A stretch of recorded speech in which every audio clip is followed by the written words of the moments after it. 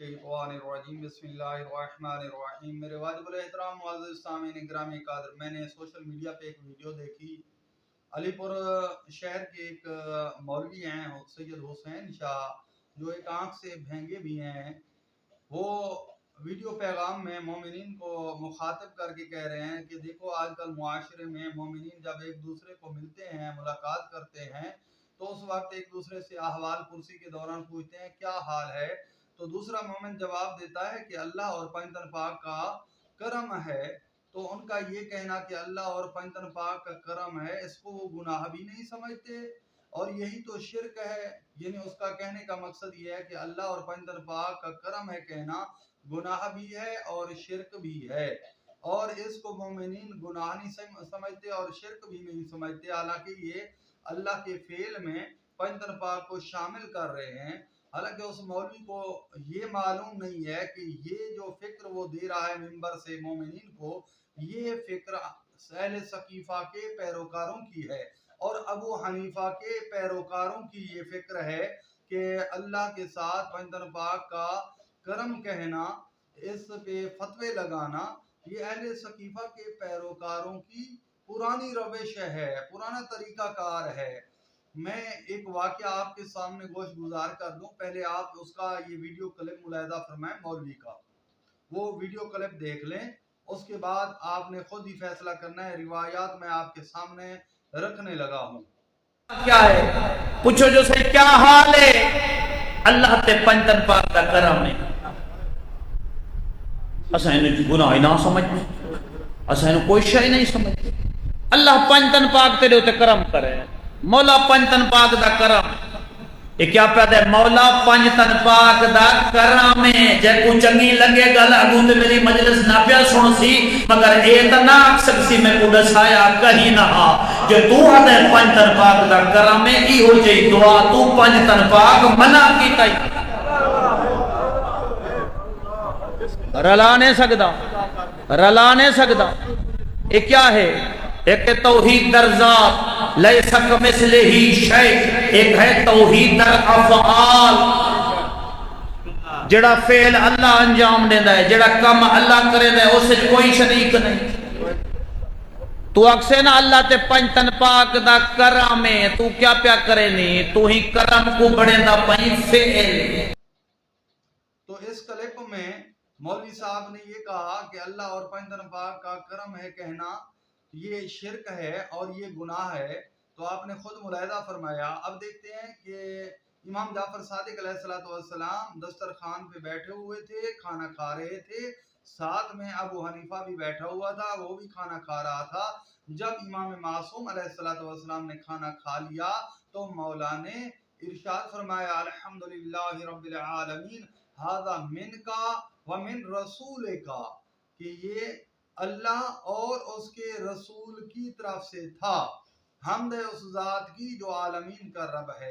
अब अल्लाह के साथ जनाब रिसालत माब का भी शुक्र अदा कर रहा है। कौन? जनाब इमाम जाफर सादिक अलैहिस्सलाम, जो औलाद रसूल है, कि अल्लाह की तरफ से था और उसके रसूल की तरफ से था। तो उसी वक्त अबू हनीफा ने फतवा लगा दिया, कहने लगा कि यही तो शिर्क है। अल्लाह के साथ आप उसके रसूल को शरीक ठहरा रहे हैं, शरीक करार दे रहे हैं कि अल्लाह ने रिज़्क़ अता फरमाया और उसके रसूल ने अता फरमाया। तो उस वक्त मासूम ने क्या जवाब दिया? सरकार ने फरमाया, क्या तूने कुरान नहीं पढ़ा? उसने कहा, मैंने पढ़ा है। सरकार ने फरमाया, फिर कुरान पाक में अल्लाह ताला ने इरशाद फरमाया, ये मेरे हाथ में कुरान करीम है और मैं आपको सूरह मुबारक तौबा की आयत नंबर 74 सुनाने लगा हूँ, जो मासूम ने तिलावत फरमाई। और मासूम ने फरमाया, वमा नक़मू इल्ला अन अग़नाहुमुल्लाहु व रसूलुहु मिन फ़ज़लिही, कि उनको अल्लाह ने और उसके रसूल ने माल से गनी कर दिया। अब देखें ये मासूम क्या फरमा रहे हैं, यही आयत तिलावत फरमा रहे हैं, और उन्हें इस बात पे गुस्सा है कि अल्लाह और उसके रसूल ने अपने फजल से माल दौलत से उन्हें गनी कर दिया। अल्लाह और उसके रसूल ने माल दौलत से गनी कर दिया। अब अल्लाह के साथ रसूल का जिक्र हो रहा है, यहाँ पे अल्लाह के साथ उसके नबी का जिक्र हो रहा है। تو دوسری آیت معصوم نے یہ تلاوت فرمائی جو یہ بھی سورہ توبہ کی آیت ہے.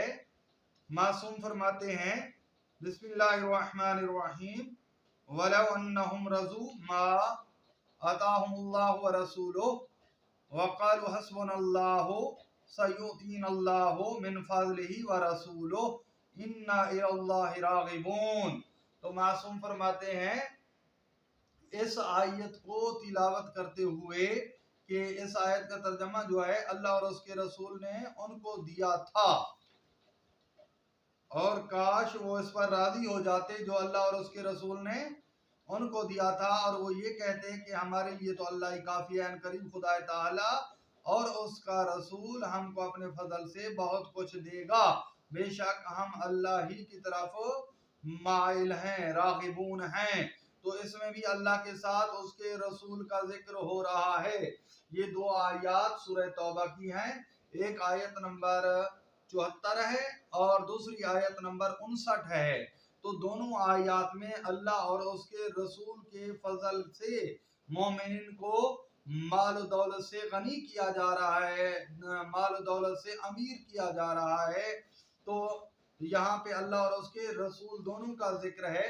تو معصوم نے جب فرمایا تو اس نے کہا کہ ہاں ہم نے تو یہ آیات پڑھی ہیں لیکن ہم نے اس پہ غور و تفکر نہیں کیا، تدبر نہیں کیا. سرکار نے فرمایا بے شک تم لوگ اس پہ غور و فکر نہیں کرتے، تفکر و تدبر نہیں کرتے. پھر سرکار نے قرآن کریم کی ایک آیت تلاوت فرمائی افلا یتدبرون القرآن ام علی قلوب اقفالها، یعنی سورہ محمد کی آیت نمبر 24. تو کیا یہ قرآن میں غور و فکر نہیں کرتے یا ان کے دلوں پر قفل پڑے ہوئے ہیں؟ سرکار فرماتے ہیں کہ تم نے آیت تو پڑھی ہے لیکن اس پہ غور و فکر نہیں کیا کیونکہ تمہارے دلوں پہ تالے پڑے ہوئے ہیں. پھر آگے سرکار نے فرمایا کہ کلا، دوسری آیت میں سورہ مطففین میں آیت نمبر 14 میں اللہ فرماتا ہے کلا بررانا علی قلوبہم ما کانوا یکسبون، کہ اتنا ہی نہیں بلکہ ان کے اعمال کی وجہ سے ان کے دلوں پہ زنگ لگ گئے ہیں. ایک آیت میں ان کے دلوں پہ تالے لگے ہوئے ہیں اور دوسری آیت میں ہے کہ ان کے دلوں پر زنگ لگ چکے ہیں. تو حقیقت یہ ہے کہ جو دشمن علی ہیں، علی علیہ السلام سے بغض رکھتے ہیں، علی علیہ السلام کا نام بھی لیتے ہیں، کہتے ہیں کہ ہم تو علی کے محب ہیں لیکن نام علی کو برداشت نہیں کرتے، باطل اور بدعت سمجھتے ہیں. تو ایسے لوگوں کے دلوں پہ تالے لگ چکے ہیں.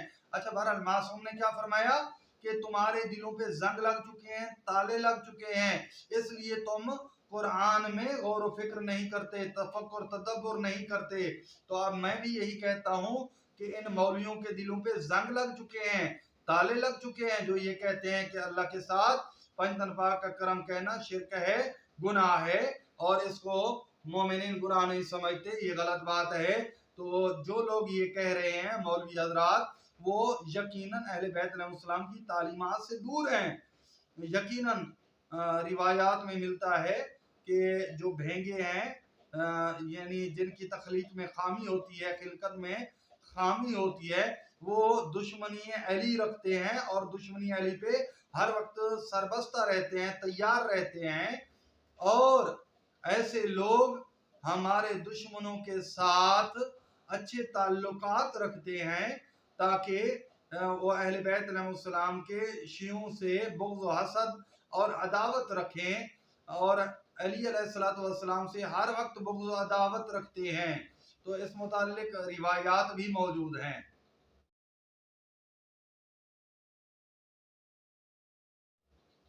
یہ میرے سامنے ایک اور کتاب ہے تفسیر امام حسن عسکری علیہ السلام، اس کا صفحہ نمبر ہے 182. صفحہ نمبر 182 پہ ایک روایت نقل ہوئی ہے کہ کچھ لوگ جناب رسالت مآب صلی اللہ علیہ وآلہ وسلم کی خدمت میں بیٹھے ہوئے تھے اور مولا علی علیہ السلام بھی وہاں پہ پہنچ گئے. تو انہوں نے جب مولا علی علیہ السلام کو دیکھا تو کچھ لوگوں نے کہا کہ ماشاءاللہ وشاء محمد، یعنی جو اللہ چاہے اور جو محمد چاہے. اور کچھ لوگوں نے کہا کہ ماشاءاللہ و ماشاء علی، یعنی جو اللہ چاہے اور جو علی چاہے.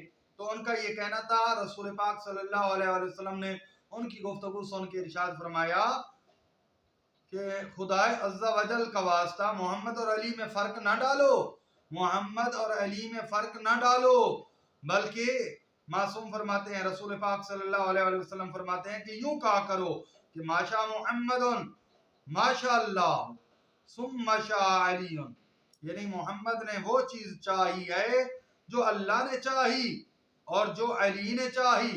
یعنی اللہ جو چاہتا ہے وہی محمد چاہتا ہے اور وہی علی چاہتا ہے. اور یاد رکھیں کہ جناب علی علیہ السلام مرضات اللہ کے مالک ہیں. وَمِنَ النَّاسِ مَن يَشْرِي نَفْسَهُ ابْتِغَاءَ مَرْضَاتِ اللَّهِ وَاللَّهُ رَءُوفٌ بِالْعِبَادِ. اس آیت کے تحت جو اللہ چاہتا ہے وہی علی چاہتا ہے، جو علی چاہتا ہے وہی اللہ چاہتا ہے.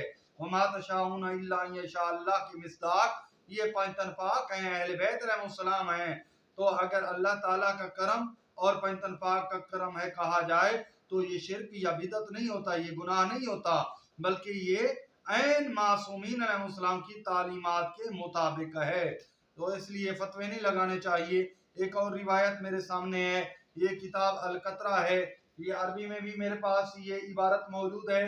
یہ روایت امام جعفر صادق علیہ السلام کی حالات زندگی کے متعلق اس میں یہ روایت موجود ہے. اس میں بھی ایک سبق ہے. اہل بیت علیہ السلام کے شیعہ ہی اہل بہشت ہیں، یہ انہوں نے ایک باب باندھا ہے. یہ اردو ترجمہ میں بھی موجود ہے یہ روایت.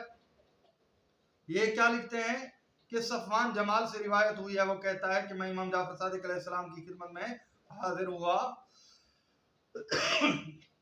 میں نے عرض کیا آپ پر قربان جاؤں، میں نے سنا ہے کہ آپ نے فرمایا ہمارے تمام شیعہ اہل بہشت ہیں. حالانکہ شیعوں کے درمیان ایسے گروہ بھی ہیں جو گناہ اور برے اعمال کا ارتکاب کرتے ہیں. مختلف گناہ اس نے گنوائے ہیں، دنیا دار ہیں اور عیاشی کی زندگی گزارتے ہیں. تو آپ نے فرمایا نعم ہم اہل الجنہ، بالکل ایسا ہی ہے، وہ گناہگار ضرور ہیں لیکن وہ جنتی ہیں. ان الرجل من شیعتنا لا یخرج من الدنیا حتی یبتلی بسقم او مرض او بدین او بجار یوزیہ او بزوجت سوء فإن اوفیا من ذالک شدد اللہ علیہ النزع حتی یخرج من الدنیا ولا ذنب علیہ. ہاں وہ سب جنتی ہیں، معصوم فرماتے ہیں، ان میں سے کوئی بھی دنیا سے نہیں جائے گا اس وقت تک مگر یہ کہ وہ جسمی یا روحی بیماری میں مبتلا ہوگا یا مقروض ہوگا یا ایسے ہمسائے کے ساتھ مبتلا ہوگا جو اسے تکلیف پہنچائے گا یا بد اخلاق بیوی کی بد اخلاقی میں مبتلا ہوگا. اور اگر ان چیزوں میں سے مبتلا نہ ہو تو جان کنی کے وقت اس پر سختی ہوگی تاکہ یہ اس کے گناہوں کا کفارہ ہو اور وہ اس دنیا سے بغیر گناہ کے جائے گا. یعنی اس کی بیماری کی وجہ سے یا ہمسائے کے شر کی وجہ سے اس کے گناہ ختم ہو جائیں گے، دھل جائیں گے، یا اس کی زوجہ جو اس کے ساتھ اسے اذیت پہنچانے والی ہوگی تو اس کی بد اخلاقی کی وجہ سے وہ اپنے گناہوں کا کفارہ اسی دنیا میں ادا کر کے اس دنیا سے اب بغیر گناہ کے رخصت ہوگا.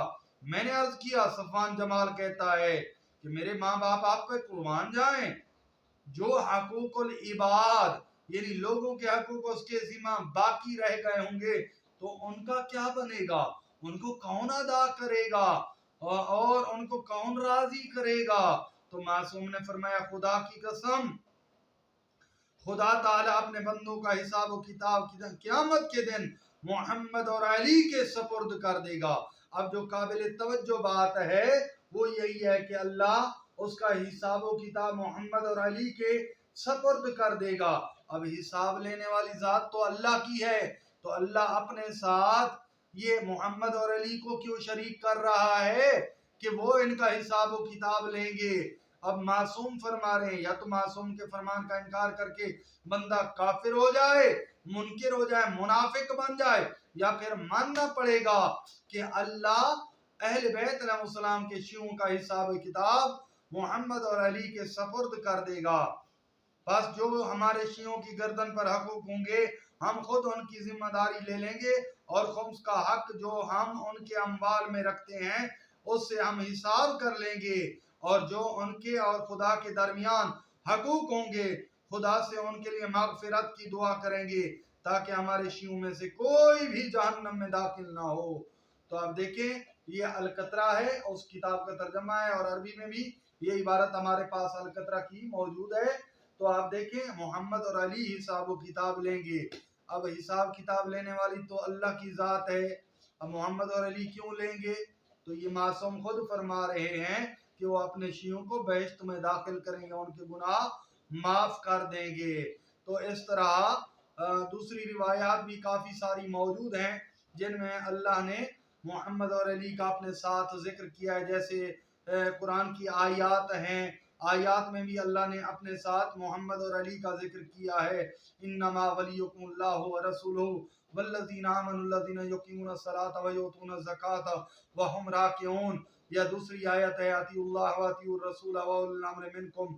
اس آیت میں بھی یعنی جس طرح ولایت میں اللہ نے اپنے ساتھ رسول اور علی کی ولایت کا ذکر کیا ہے، اسی طرح اللہ نے آیت اطاعت میں بھی اپنے ساتھ رسول اور علی کی اطاعت کا ذکر کیا ہے۔ تو یہ کوئی شرک نہیں ہے، کوئی گناہ نہیں ہے، یہ بالکل اللہ کے فرامین کے عین مطابق ہے اور معصومین علیہ السلام کی تعلیمات کے عین مطابق ہے۔